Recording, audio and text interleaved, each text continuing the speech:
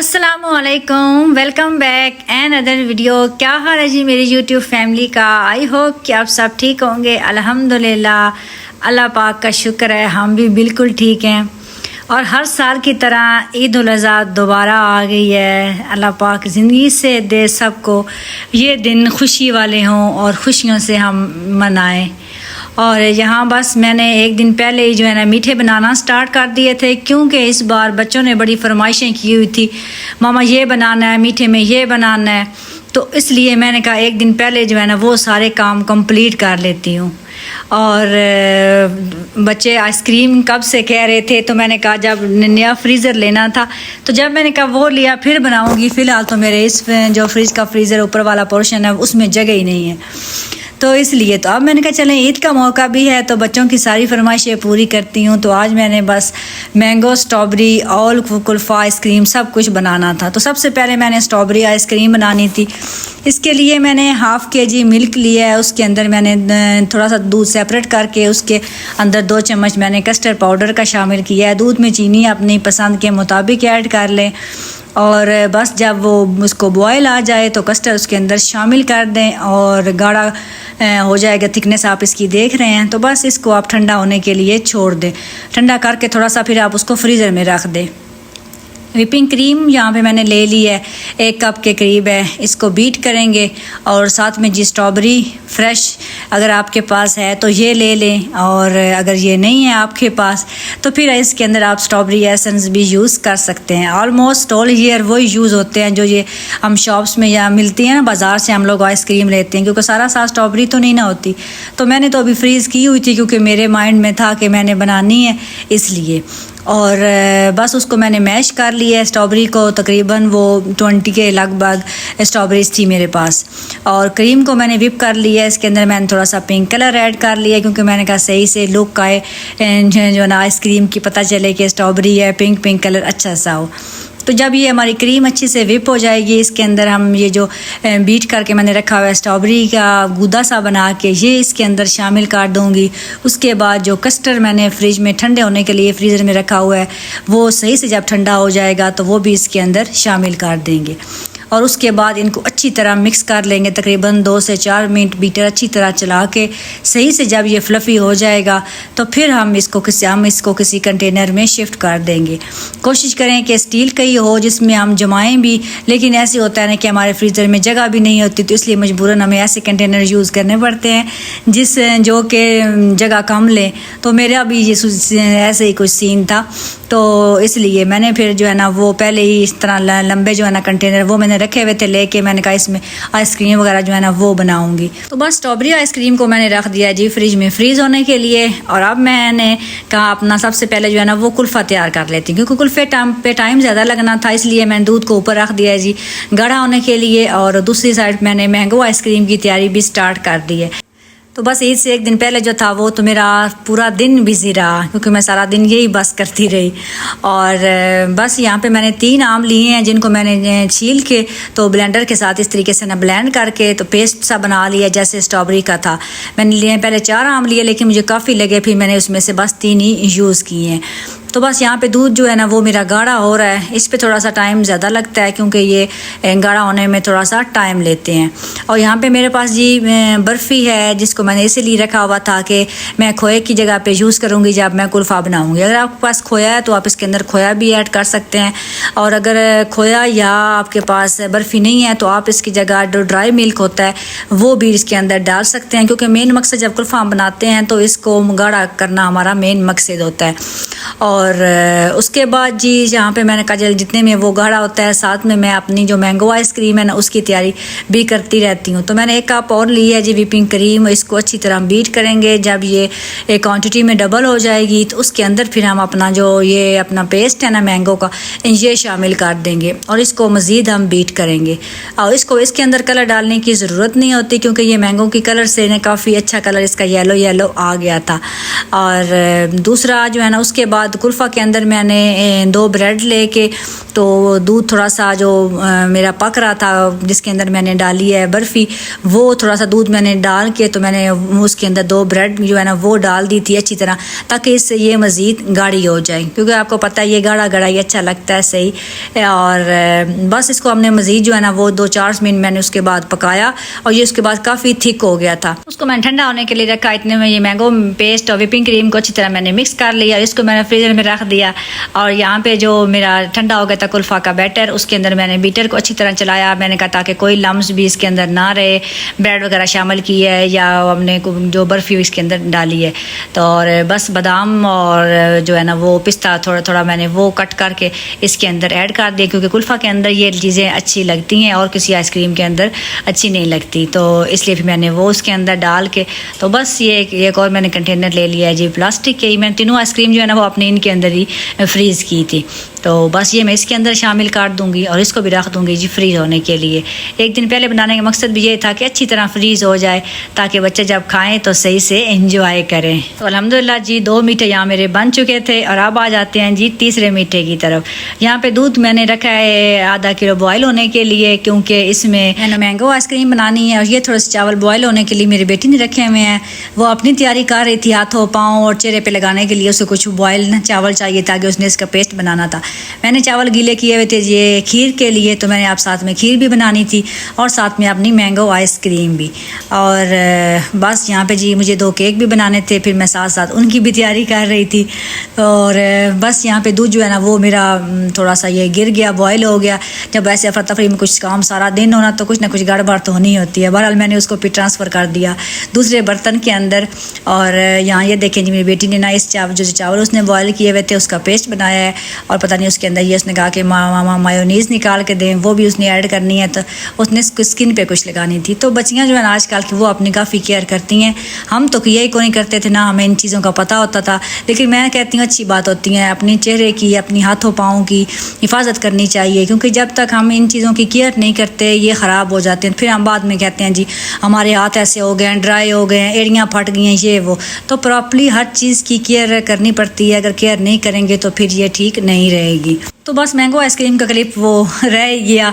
बस मैंने दूध को बॉयल किया था और जब गाढ़ा हो गया तो उसको मैंने जो मैंगो वाला और व्हिपिंग क्रीम वाला पेस्ट था उसके अंदर शामिल करके तो उसको मैंने रख दिया था फ्रीज़र में। उसके बाद मैंने बनाई जी रसमलाई, साथ में खीर भी बन रही थी। और यहाँ पे जी शाम को घर में बकरे भी हमने मंगवा लिए। वैसे तो अल्हम्दुलिल्लाह ये हमने कब से लिए हुए हैं ईद कुर्बानी के लिए, लेकिन मेरी बेटी ने कहा था मामा हमने पिक्चर वगैरह बनानी है तो आपने एक दफ़ा ना घर लेके आने। तो बच्चे जो है ना वो फिर जाके तो ले आए थे और दूसरी कज़नों ने भी उसके आना था। तो यहाँ पे जी असर का टाइम था, तो असर से लेके फिर शाम तक जो है ये बकरे फिर यहाँ ही रहे थे। बच्चियों ने पिक्चर वगैरह बनाई। वैसे मैंने कहा चलें एक दफ़ा ले आएँ, अपने बकरे ख़ुद देखते हैं। और ये माशाल्लाह मेरा है और ये ब्लैक वाला जो है ये मेरे हस्बैंड का है।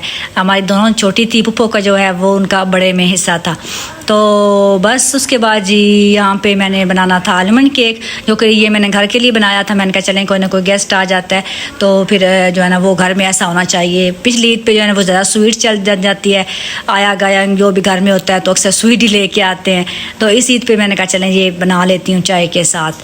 और बस उसके बाद जी जहाँ पे मैंने खीर के अंदर जो है ना वो बादाम डाले थे, क्योंकि अबू सुफियान ने कहा था मामा बादाम आपने जो है ना वो साबुत डालने हैं। और मैंने भी इस दफ़ा ये नोट किया है कि साबुत बादाम इसके अंदर बड़े अच्छे लगते हैं। और बस उसके अंदर जो है ना और कुछ भी नहीं डाला, बारीक बारीक कट करके, क्योंकि अबू रहरा जो है ना वो कुछ भी नहीं खाता। उसने कहा था मामा आपने सिंपल खीर बनानी है, तो सारे बच्चों की डिमांड पूरी करनी पड़ती है। बादाम बड़े बड़े जी ईज़िली अंदर से अगर निकालने हो तो बंदा निकाल सकता है। तो बस खीर भी मेरी रेडी हो गई थी और उसके बाद मैंने इसको भी ठंडा करके जी एक बाउल के अंदर ट्रांसफ़र कर दिया।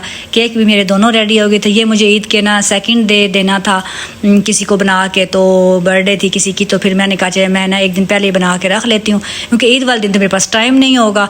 और इसलिए मैंने समझा उसके बाद मेरा काम ख़त्म हो गया। लेकिन मुझे क्या पता था कि अभी पार्टी शुरू हुई है। तो यहाँ पे जी सिस्टर ने 2-3 दफ़ा पूछा आप ये आपने ज़रदा नहीं बनाया, उसको बड़ा अच्छा लगता है। मैंने कहा नहीं बेटा कोई चांस नहीं है बनाने के, क्योंकि फ़िलहाल मैं इतनी बिज़ी हूँ और इतनी बना चुकी हूँ ना मीठे। तो फिर आखिरकार मैंने सोचा चलें कोई बात नहीं, जहाँ इतने बना लिए हैं वहाँ एक मीठा और सही। तो यहाँ पर मैंने कहा चलें कलरफुल सा ना मुतंजन जो होता है वो बनाती हूँ। और फिर मैंने कहा चलें नेक्स्ट डे काम भी आ जाएगा, कहीं आस पास घर में भिजवाना हो या फिर क्योंकि सुबह कसाईयों ने आना है, उन्होंने बकरा वगैरह घर पे ही ज़बाह हमने करवाने हैं, तो मैंने कहा उनको भी दे देंगे। तो इसलिए फिर मैंने कहा चलें बना ही लेती हूँ। और बस मैंने फिर चावलों को जल्दी गीला किया, साथ में ड्राई फ्रूट मेरे पास किशमिश पड़ी हुई थी और बादाम, वो मैंने जो है ना बादाम को गर्म पानी में डाल के उनका छिलका उतार लिया, किशमिश को थोड़ा सा फ्राई कर लिया। और कुछ ड्राई फ्रूट पहले नहीं ना पता होता तो मैं और भी मंगवा लेती, बहरहाल मैंने कहा चलें कोई बात नहीं जो है इन्हीं से गुजारा कर लेती हूँ। तो बस चावलों को बॉयल किया, 2 गिलास मेरे पास चावल थे, जितने इसके अंदर ना चावल हो इतनी चीनी यूज़ होती है। तो अगर आप चाहें तो कम भी डाल सकते हैं, क्योंकि मीठा अगर कुछ लोग कम खाते हैं कुछ ज़्यादा खाते हैं, वैसे जो रेसिपी होती है ना वो यही होती है। बस चावलों को बॉयल कर लेना है सिंपल, आपने जो है ना वो शुगर को मेल्ट कर लेना है, थोड़ा सा पानी ऐड करके फिर चावल ऐड कर दें, बस दम लगा दें कलर डाल के। और यहाँ बस चावल मेरे रेडी हो गए थे। और ये चावल ऐसे होते हैं कि खाने में ना थोड़े अच्छे लगते ही हैं। तो फिर मैंने 2-3 घरों में भिजवाने भी थे, तो मैंने डाल के वहाँ भिजवा दिए। उसके बाद मैंने कहा चलें जो बच गया ना अब इसको एक बाउल में डाल के रख देती हूँ, क्योंकि नेक्स्ट डे ही काम आने थे। हमने वैसे रात को भी खाए थे, अच्छे लगते हैं कभी कभार ऐसी चीज़ें खाना भी। और क्योंकि ये चीज़ें बनती कम है अमूमन शादियों पे या इस तरह, अब तो खैर शादियों पे भी मीठे और आ गए हैं तो इसलिए। और बस ये भी मेरा काम ख़त्म हो गया था और अल्हम्दुलिल्लाह मैंने अल्लाह का शुक्र अदा किया।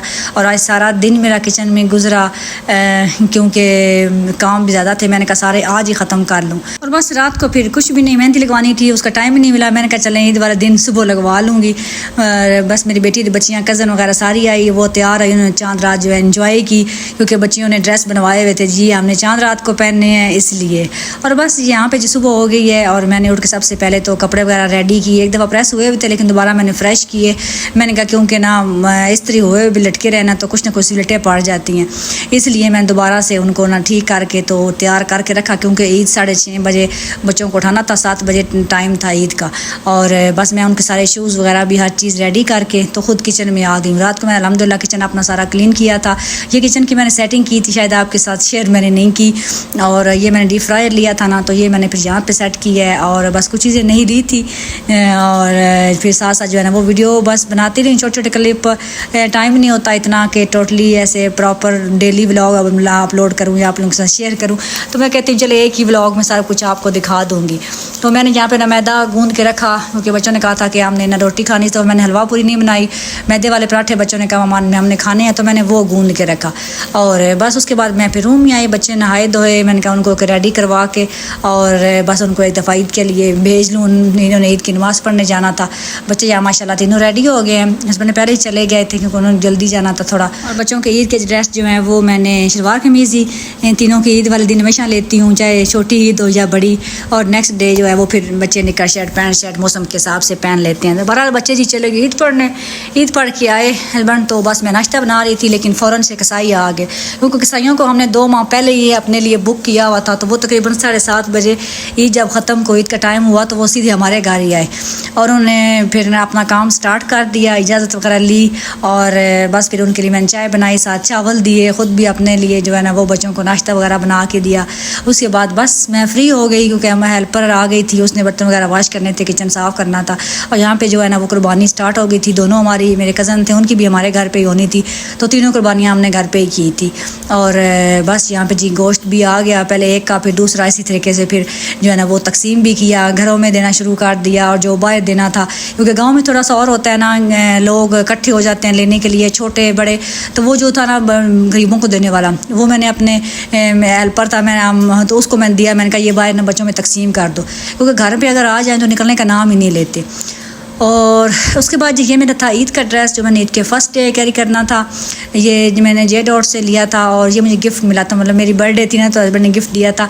तो फिर मैंने कहा चलें ये पहन लेती हूँ। उसके बाद ये मेरी बेटी का था, ये उसने जलबरी से लिया था। मेरा भी स्टिच था, मेरा 3 पीस था और ये उसका 2 पीस था। दुपट्टा शॉकिंग और साथ में ये शर्ट थी, स्टिच था। और इसके साथ जो है ना वो ट्राउज़र उसने सेपरेट लिया था ऑफ वाइट कलर का।